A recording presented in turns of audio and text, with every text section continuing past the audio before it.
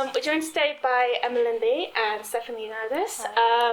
Got a little bit of both here. We've got acting talent and we've got filmmaking talent, so it'll be a nice kind of little potpourri of feedback. So let's start. Can you tell us about your careers and how you got into the industry? Go on. So back in the midst of time, I'll just briefly do how I got into the industry because that's probably the most useful thing. So I did a first degree in drama and theatre studies at Warwick, and sort of fell almost immediately into directing projects, so like plays, and did a radio play, and we actually did a video as well while we were there. And then I kind of came away thinking I want to do film really. So then I went into the industry and worked as a PA, sort of entry-level job in a documentary company for a couple of years. And then decided to go back and do a postgrad in film production, directing at Leeds, at what's now Beckett University, which used to be Leeds Poly, with your mum. I'm just going to throw that in. So she was the producer of my student short. And then that was, very luckily, we had an exchange scheme with the Polish Film School through Erasmus. So we got free. They said you can either write a thesis at the end of that first year, or you can go to the Polish Film School for a year for free. And we were like, I think we'll go to the Polish Film School. So then I went and made a film there, and in sort of, mine was actually a silent movie, but we had some Polish instruction and then some people who could translate for us on set, basically. So that was my training. And then I sort of sat on the dole, not doing very much, trying to get a job, like most people. I was just going to say, isn't that sort of every 2 minutes for me? Exactly. So there's a lot of hanging around. These are the edited highlights. And then my first break into television was I won a Channel 4 competition to direct a short film written by new writers. So they had new writers and new directors paired up in a scheme for Channel 4. And so I directed a short, 10-minute short for that.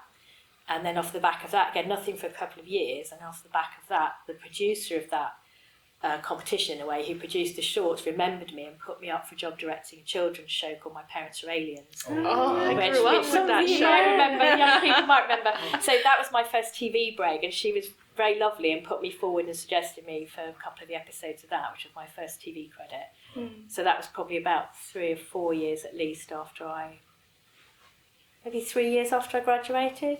Wow. And then since then I've done a mixture of, so I did quite a lot of children's off the back of that for ITV and BBC shows. Then, I can't remember, there's so many career breaks where I went off and wrote feature films as well and all that sort of stuff. Then I can't think chronologically, I did some documentary work in America for a friend of mine, so I was really interested in living in New York, so I did a bit over there for them. In between I was making my own shorts and writing my own shorts and features like most of you. And then I've kind of come back and did a lot of continuing drama. So I've been doing most of the soaps, so Coronation Street, Holby City, which is finished now, which is a hospital drama, Emmerdale, and I've just finished doing a cop show in Northern Ireland for BBC called Hope Street. So again, with long pauses in between, being real about this. And then my second career is as a tutor, so I've actually taught here for a couple of times, and I teach at the Met Film School, so that's my second string, is I teach acting and directing mostly, acting for camera and directors as my second string while I'm writing, and then during the years I've made quite a few shorts, about 6 shorts or more, and then written quite a few features as well. So it is what I'd call a portfolio career in order to keep going. That's kind of the realistic mix that most people have, I think. That's the best way to go about it, though, really, isn't it? I think you've got to earn a living and you've got to carry on making films. Yeah. So whether that takes you into a film school, or whether that takes you with your own team, or whether that takes you to a TV show where they're paying for everything. My favourite gig. If you have a more rounded experience as well, good. It's good to have a bit of everything. Yeah, but it's always been directing that I've done and wanted to do. So I've done a little bit of script consulting, again as a sidebar. For Cornwall Film and Southwest Screen, which was a side thing I did for script editing, but mostly directing and then teaching directing. Yeah, fantastic. So that's a long answer, but I'm quite old. No, that's so incredible. Forgive me. Wow, no, you're not. I've been doing it a while.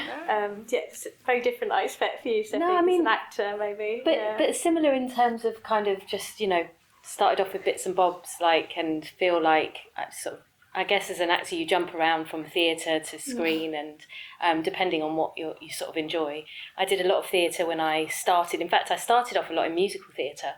Nice. I just used to, jazz hands. But I was at a normal kind of state school. I didn't really have any training. I I went to like an after school club, and she became an agent, and much to my parents' horror, I decided that was what I wanted to do. And my siblings also followed suit, apart from one who's a teacher, keeping us all grounded. But I guess everything just started from there, really. She became an agent. I started to go up for stuff. I think one of my first jobs was I did Oliver in the West End, one of the workhouse kids, which I absolutely loved. I mean, it was just, incredible as a kid to kind of... And that was your first... Yeah, first sort of professional job. Before that I did a lot of amateur kind of like young, like kids stuff. Yeah. But then I did, there were productions on at the Questus Theatre, the Beck Theatre. I used to go there a lot, their big summer shows, which I absolutely loved. As a kid, I think that stuff was really just when you get great. The bug, there's no going back. There isn't. I know, that's it. It's like, it's just, you just keep going. And and I started off with the kids agent, then moved. And I guess for an actor, it really is about having a good agent. It really is, because you can't get the jobs without getting the meetings. Yeah. And then once you're in the room, it's down to you, but you do need someone to help you get those meetings for sure. And I feel lucky enough, touch wood, that I've had some good agents over the years, and you showcase your work to be able to sort of keep moving forward. But yeah, I think, but there's lots of ways into the industry. I mean, I was obviously, for me, I didn't train. I got into it, very young.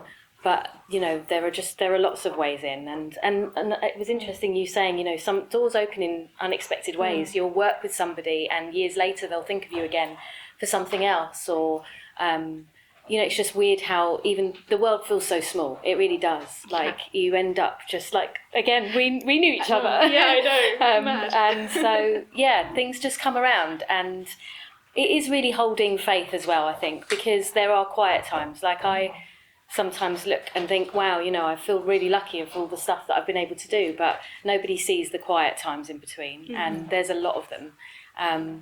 But you just keep going, and you find ways through, and obviously you have to be sensible as well, because you need to make money. But I feel very lucky with the stuff I've done, and just keep going. Wise words. So that brings me on to what inspired you to get into filmmaking and acting, respectively? I think I slightly answered that, but I think I did, to be fair, do a drama. I fell in love with drama when I was about 15. I joined a local theatre group, and it was mostly teenagers making their own stuff. Yeah. Because we had these two adults who were like in their 20s who ran it, and then they sort of left after a year, and we ended up running it ourselves, and that was really liberating, because we just started running sessions for each other. And then through that I decided I wanted to do drama at uni. But full disclosure, my dad is actually a film editor. So there was in the back of my mind the thought I could do that as a living, and I had been on film sets, and my mum briefly was an actress before she had her kids, although I don't remember much of that. So it was in the blood a bit that, because I know a lot of people come from families where it's not considered a viable career, or you're actively discouraged from doing it, which I have sympathy with, because my family were always quite supportive and thought, that's a real job, you can go and do that. So there was that as well, so I knew it sort of existed as well. So it can go the other way as well. Like, yes, you can you put could you off. You could grow that's up a film true. maybe and want to go completely the other way, but it's true when you know that it's actually an option. And you think, I could do that. I could speak to people who I know. Because you're trying to work out what you want to do, aren't you? And sometimes you might still be working out what you want to do in the industry. You might not know what your niche is yet in the industry itself, and that can take quite a few years to work out where you fit or where your people are as well, I think. Pretty much so. But it is, once you do it, like you say, it's hard to give it up, isn't it? Yeah, it's true, it's a bug, isn't it? Yeah. And, you find a way. Well, a few other questions that you've already kind of answered, so we'll kind of skip on a little bit. What drives your storytelling choices and like your process for getting into character, again, respectively? I mean, what drives the process? Yeah, so what do you tap into? Do you have a specific process for getting into character, or does it sort of vary with each job? Or? Yeah, I mean, I do think it varies with each job. I mean, it depends on the sort of character you're playing. Like recently I did I hadn't done a lot of comedy before, and I just did a comedy called Marching Powder. And it was, that with Danny Dyer? Yeah. Yeah. So that was a kind of different thing for me, because I've used to sort of playing like drug addicts or someone really, you know, distressed, and so it was a first for me doing something like that. And so I guess you use different skills depending on what you're kind of doing. I mean, theatre, the discipline is something else. Like for me, that is just, if you want to learn the craft, that is where you go. I mean, it's just, you know, that you really have to kind of, you have so much rehearsal time, hopefully, and you really get to kind of, you know, embed the character, and you're playing that character every night. So that's a completely different thing. With TV, it's very fast. And it's like, you know, you, depending on what it is you're making, like I've done quite a lot of sci-fi stuff, and I was out in Canada doing that, and their daily schedules are like 23-hour days. Like you would be, because in one thing I had a prosthetic on, I was an alien in something called Defiance. Oh, yeah. And so I had half a prosthetic, and that was like in the chair, you know, early morning before you'd even started the day, and then you're doing the day, and then everyone's going home and you're still in the chair getting that off. It's like such an endurance test. It was a big, right? yeah. So you're preparing in lots of ways as well. You're preparing sort of physically sometimes in a role, and I often find for me just getting the character, just like getting the costume on, and being around everybody on set, you know, those things start like developing the character. And of course you do your own work at home, and you watch stuff that you think is going to help you. And I guess it really does depend on the job. Like I did something many years ago called Wall of Silence, which was, it was based on a true story, and a really horrific story, and about a boy who was killed. And I was playing one of the girlfriends who,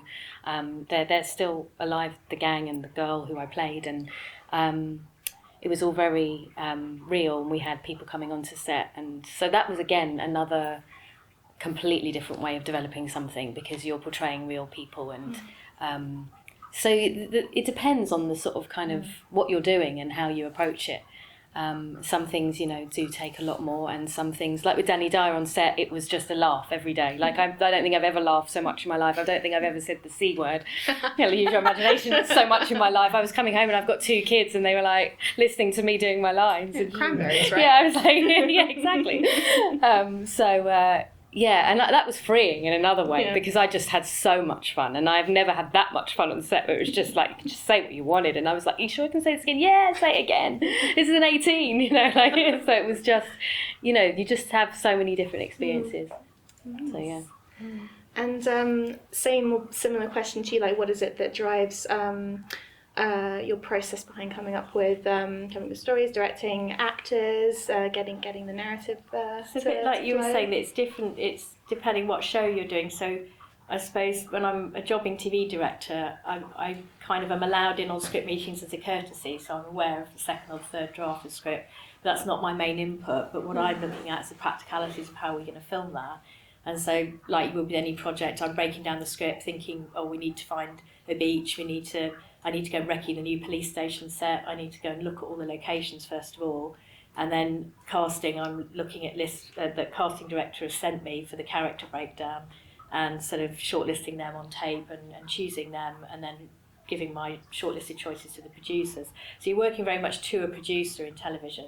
So a lot of it is, I'm doing most of the work, and not most, with my team, and then I'm taking certain decisions to them, and they're having to make that final decision on, for example, main cast, that kind of thing. But I'll be quite heavily involved in that. And then alongside that, as soon as I can, and I've seen the location, I start camera planning.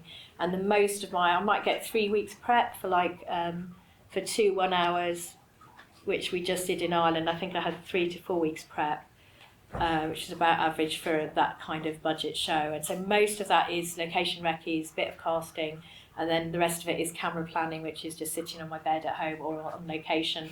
And I have to create about 70 to 80 camera plans, depending on how many scenes there are per hour, really, I think. Yeah, something like that. Anyway, it's a lot of camera plans, and their main function is to make sure we can move really fast on set on the day. And so rather than storyboard, you can storyboard, and I do storyboard sometimes for stunts or for detailed VFX scenes, but generally it's quicker for me to do a camera plan so that everyone can see really fast, because it's 3 cameras we were shooting on location. which is a hybrid show really. So it's a mixture of studio set and outside. It's very fast. And so you can't hang around going, oh, I'd quite like to shoot this corner, but I'm not quite sure. So you have to be really, really fast. And so the planning is really just to make sure that when we get there, a lot of the decisions have kind of been made, and then we're just saying, okay, that doesn't quite work, let's change that shot, or DP might come up with a better shot and I'll be like, brilliant, let's use that instead. So it's essentially sort of like trying to balance your initial it's kind of vision. thinking about it all before you shoot it, which is what you do with every film, I know, but it's particularly important when you're shooting what I call a high volume show, lots of scenes, lots of episodes back to back. You have to kind of really be quick. And then when I'm making my own stuff, it's a bit more organic, because I might be writing a script or working with a friend who's a writer, evolving the world gradually with them or as I'm thinking about it. So more lead-in time, unpaid, but more lead-in time for me. And then on set, often more responsibility, because I often produce my own shorts as well, and I'm sure you have produced and directed, and that's quite a lot of work, as we know. So then it's a different balance. So you have more creative control, but actually in a funny way, less support system, because you don't have a whole team, you don't have 30 people in a crew and a whole production team. It's just you and your mates doing it, as you know, with no money. So there's a pleasure in doing that as well, making your own work, but the budget and the lack of infrastructure is the sort of trade-off in a way, isn't it? Completely, and it causes so many limitations, doesn't it? Especially when you have an initial vision, and in an ideal world, you want to stick with what you envisioned there first hand. But then, when you have to take into account, it might not work for this location, it might not work for what we're able to pay for it. And that kind of works for TV as well, because everyone always has this fantasy. I think when you're a director, one day I'll be on that show where money is no object. and then if you talk to people on really expensive shows, they're like, no, you still don't have any time. Because it's true. Other things are at play, other forces are at play, and what you're trying to achieve is often much more visually ambitious and time consuming. And therefore that time goes, and you might be 23 hours on set, but most of it's people in makeup, sets being built and lighting being done. So it is always that, this is what I'd love to make, this is what I can actually make. Yeah, the actual given my resources and my time. Yeah. Not being precious about it. Yeah, and knowing where to spend the money, I suppose, which is a producer thing, and also where you can be quick and where you need to spend your time as a director is what I often realise is the job in a way, is working out, actually I can do that in 45 minutes, but I need an hour and a half for that. And so it's understanding your time, isn't it? It is true, and also just in saying, when I said, theatre is a real discipline, it is a discipline, a very different one, but with TV, I remember it shocking me at first, the speed, because you have you've really got to be on it, because there is no time, like the actual, it's back to back. It's back, it really is. Yeah, It's which I quite like that. It's quite nice. I like and going also, that fast. Actually, it's a bit like riding a horse. I know. Okay, you're on. We're on it. Yeah, but you do have to do the prep so that then you can. It's true. Make those decisions quickly, and it's not the first time you thought about that. Definitely. You've probably thought about it 2 or 3 weeks beforehand, hopefully. Yeah. Or at least the the night key, before. at least. So you've got some idea of what the problems might be on the day. Yeah. That's the key, isn't it? Yeah. Don't waste time. We know. And We even know if all you this, plan I'm sure you know meticulously, all this. half the stuff's going to go wrong anyway. Yeah, it's true. Yeah, but It's and then prep, and then you be prepared to adapt. Basically, always adapt everything. That's true. 1000%. So, as we were talking about the slight hardships of that, the little hiccups along the way, serious one. Was there a time when you wanted to leave the industry? Oh, yeah. Every day. But I just can't. All filmmakers and actors are masochists on some level, I think. Yeah, same answer. About 3 in the morning. Why am I doing this? It's either 3 in the morning. Am I ever going to work again? Yeah, I'm going to get a proper job, or 3 in the morning. Why do I love Can I something afford to make this film again? No, I think it's a daily recommitment to the cause, isn't it? But I think that's a good thing, because I think we're very lucky in that we do a job that we love. It's a vocation. Yeah. It's not just a job we're doing for the money, otherwise we would be doing something else. And It's those two are something the we love same. doing, and so you have to recommit, and you have to say, okay, no, I'm making a film this year, I'm doing a series, that's good. I'm going to do this in the meantime. And in a way, that what you do in the meantime is it's quite important. It is isn't important. It? It's true. No, it really is. Because it's whether you have a family, or you grow as a person, or you travel, or you just write something, or Life's do something that is experiences really help not with it to all. do with work. Yeah, exactly. I mean, I think like, so. It's all character built. It's all. It just helps with everything, like your vision of what you're gonna kind of do next. Like everything that you go through in life is kind of shapes you as to how you're gonna, I guess especially as an actor, you feel well. Actually, with anything, life's experiences do just shape you, and you bring that work into, you bring your life into your work, and I think it's really important. Can I ask you, how has having children, how's that affected your career? It's tough. I know, because I know lots of women obviously are in that position, they've had children, and they worry beforehand, how is it going to affect my career, and how has it helped you? Has it been tricky? No, I think it's helped. I mean, it's always tricky, I think, the balance, but I mean, I'm sort of still working it out, but I feel like where there's a will, there's a way. For me, it's something I've always wanted to do. I'm very headstrong.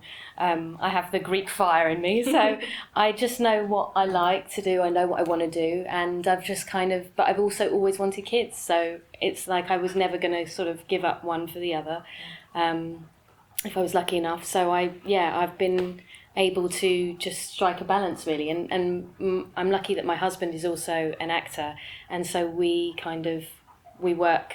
understand each other, and we kind of work it together. So, when one is working, the other one is helping more with the kids, or so we've sort of managed to make it work. And I think it's important not to, hold off the rest of your life for things, because I think if we thought of every reason not to do something before actually doing it, we won't get anything done. No, exactly. Yeah. And actually, it's it's all just part of, if you it all feeds into each other as well. And I think, when I was out even in Canada, I even brought the dog with me. I mean, it was just, there are ways Presley. of people, little Presley. So I think it's also an industry that can be quite good at that, because it's not a 9 to 5.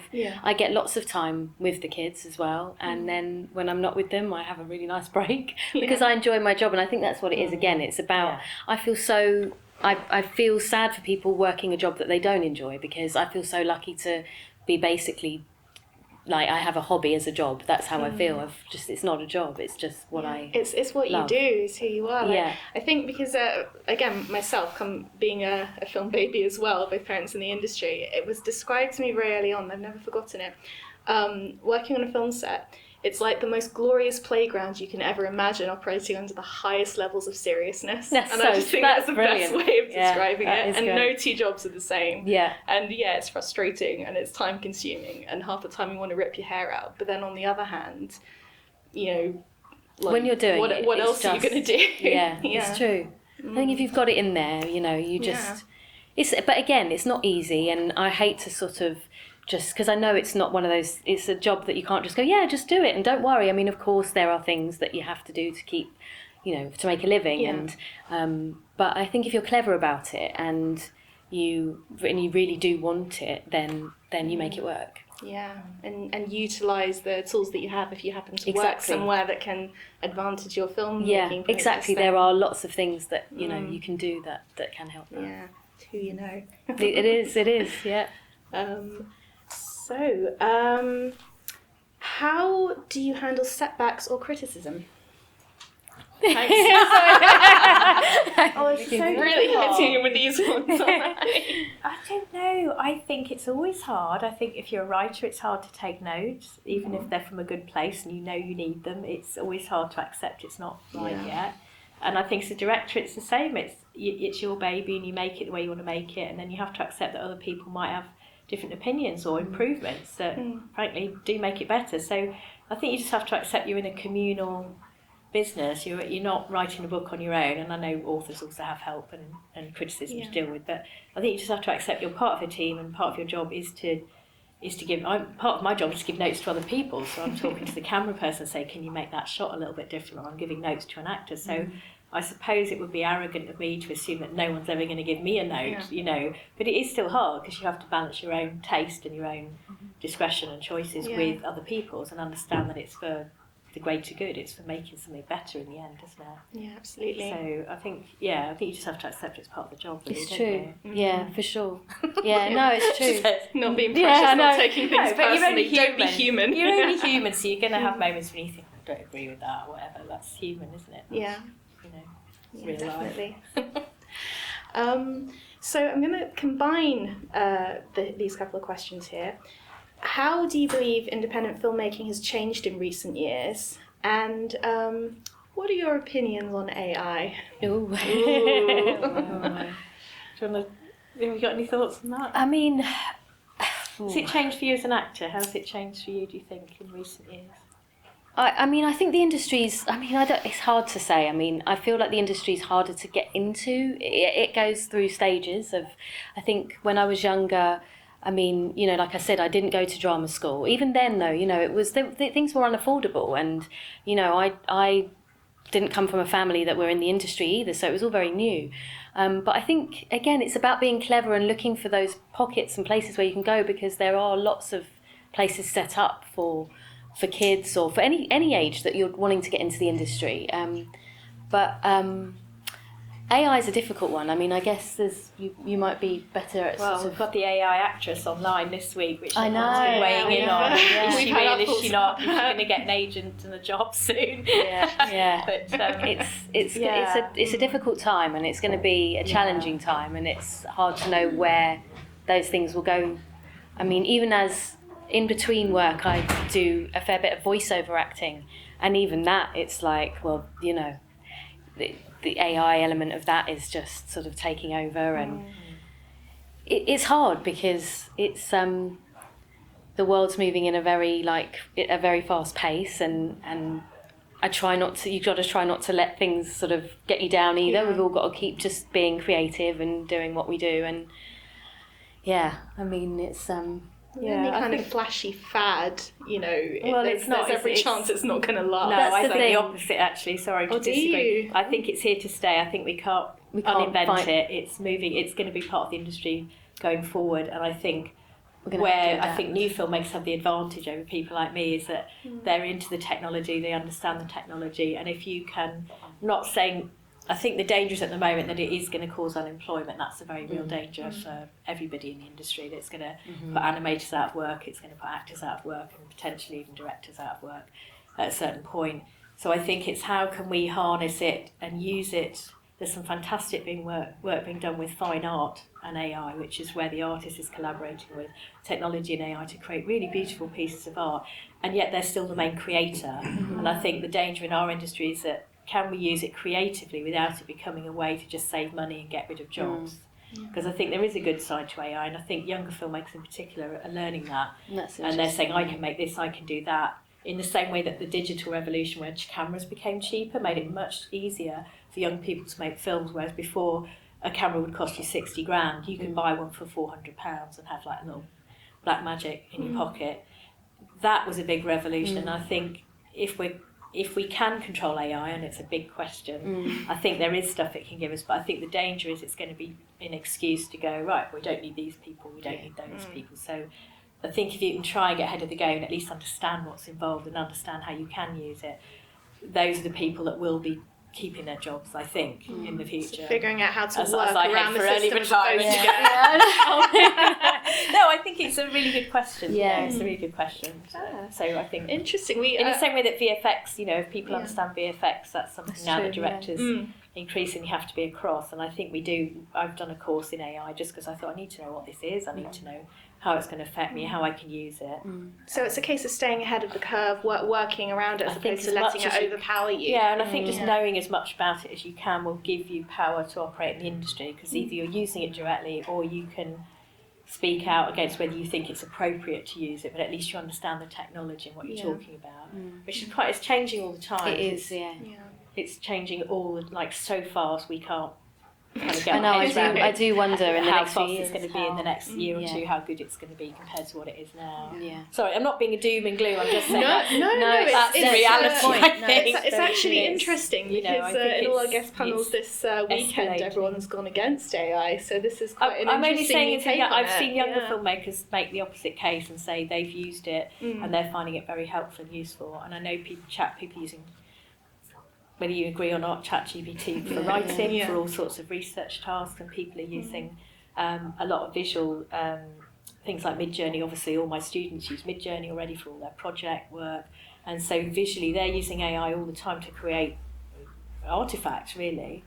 They're not making whole films with it yet, but I don't think it'll be long before people I are guess considering that. You're right. You can't ignore that it's going on at the same time. I suppose. Yeah, but hopefully it'll Even out. yeah, I don't know. Hopefully we'll still remember that we are in charge. Exactly. We still need to program them. It's when they don't need us to program them, then we're in trouble, I think. We're not in Terminator era. When we're not writing the script, they're writing the script for us. We're not doing it ourselves, yeah. No, don't get me started. I know, yeah, that is a whole other issue. And obviously writers and actors have had yes. a lot of issues with it. Quite rightly so. Yeah. Quite rightly so. Because it's... Yeah, they need to know their place, AI. Stay in your lane. Stay in your lane. What advice would you give young filmmakers and actors starting out? Well, I was just going to say what you said. We'd be lying if we said it wasn't a difficult time to come into the industry because all the programme budgets have been slashed. There's no real advertising. Streamers are cutting back. Yeah. There's less and less programmes being made, and they're being commissioned very slowly at the moment because people don't want to spend the money, and nobody has the money really. So that is the reality. Is there's not that many jobs around at the moment, but it's sort of always been that way. Yeah, so I think if you true. still want to do it, you know. But I do think just keep making your own stuff as much as you possibly can. Don't sit around waiting for a job. Don't get an agent and think, oh, that's it, my life's sorted.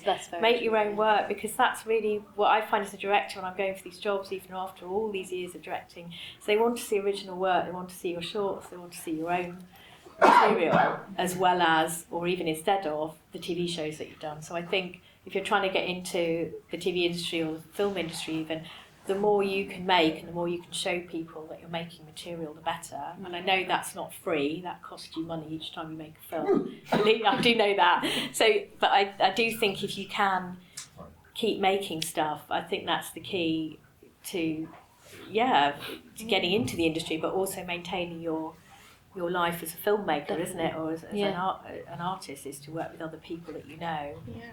And not hang around waiting for the phone to ring, because that's never going to happen. Yeah, that's true. But no, I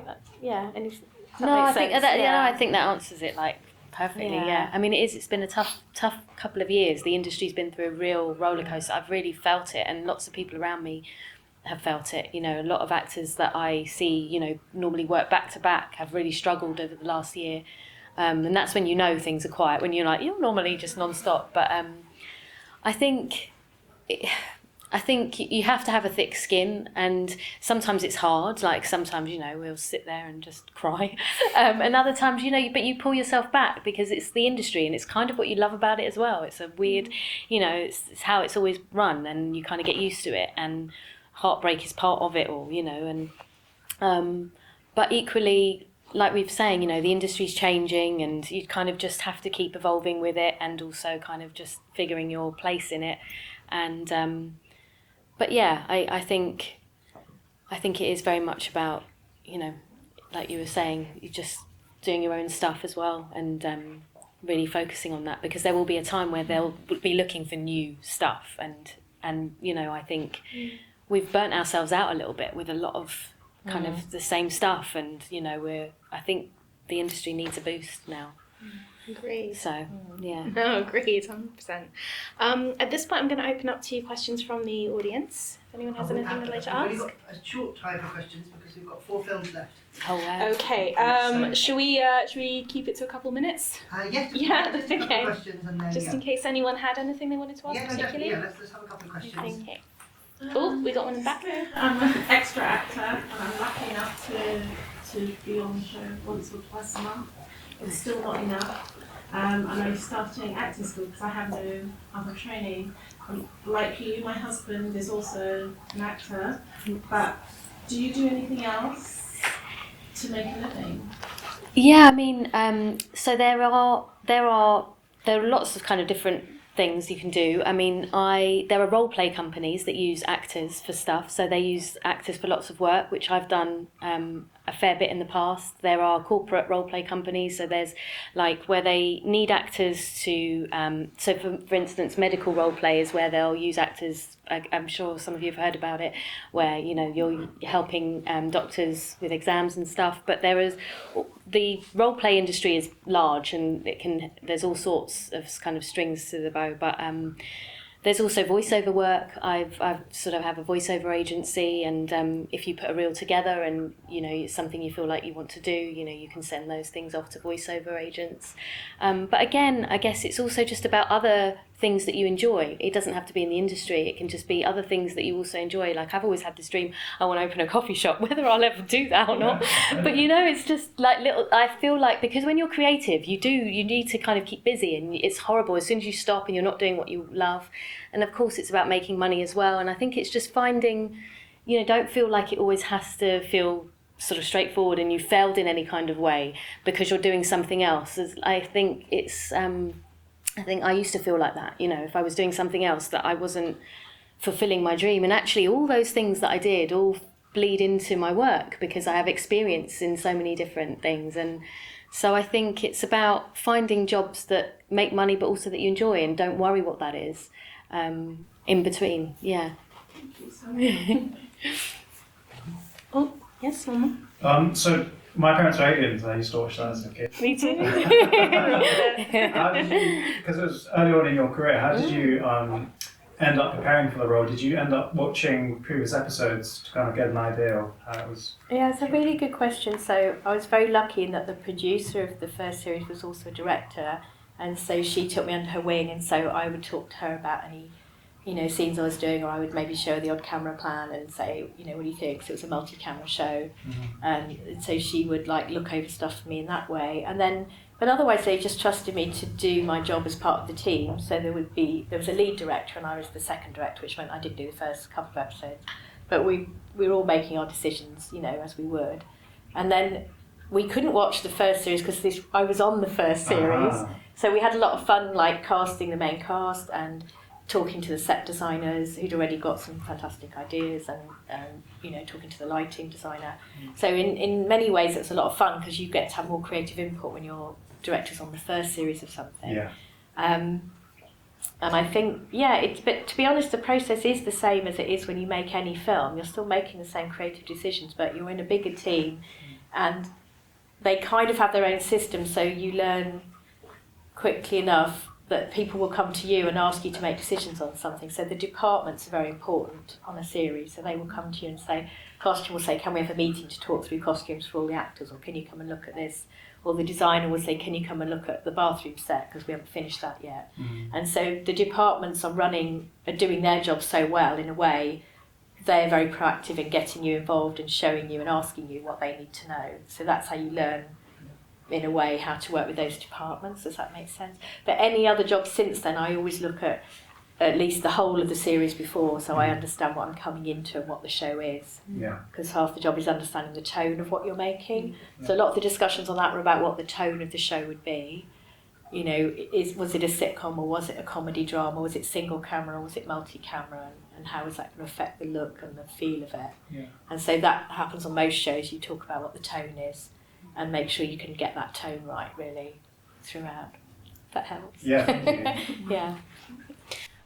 Well, thank you so much for coming. Oh, It's been wonderful pleasure. having you here. Really nice. Nice to meet you as well. I feel like we've met as well. I feel like we've met, and I've had that We have to- discussion. yeah. Exactly. Well, to wrap it up on that note, it's a small world. Yeah. Yeah. We all know each other in a way. So thank you so much. Thank you.